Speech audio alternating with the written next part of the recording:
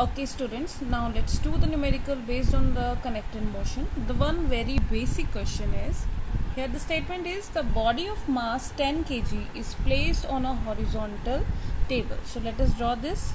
This is a horizontal table, right? And this is a table. And a mass of 10 kg,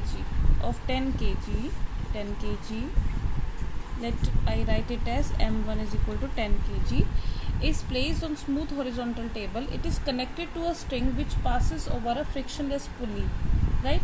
It passes to a string, it is connected to a string and passes to a frictionless pulley and carries at other end a body of mass m2 and carries at another end a body of mass m2. m2 is 5 kg, right? What acceleration will be produced? Now we know that to find out the acceleration we have to write the equation of motion, right? And various forces which are acting over it. Now since this mass is pulling this mass of body, so it means acceleration is in this direction A. And the tension, we know that tension always acts away to the point where it has been applied. Since it has been applied to this mass, so tension will be directed upward.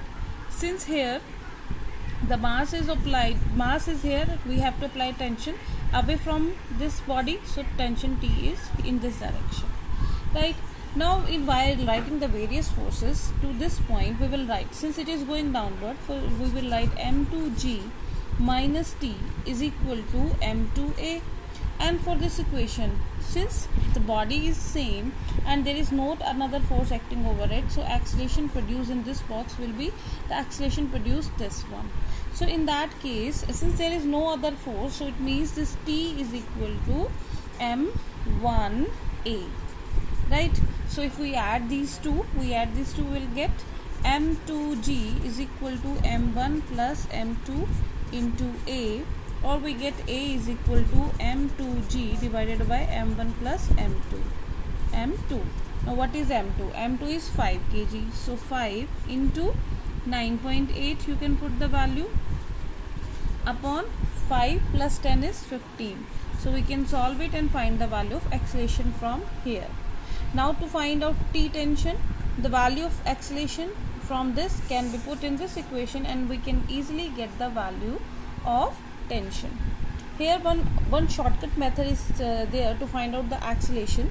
We know that acceleration is equal to force upon mass, so we write force net upon net mass on acting over the system, net. Since the force here is only 5 kg, right?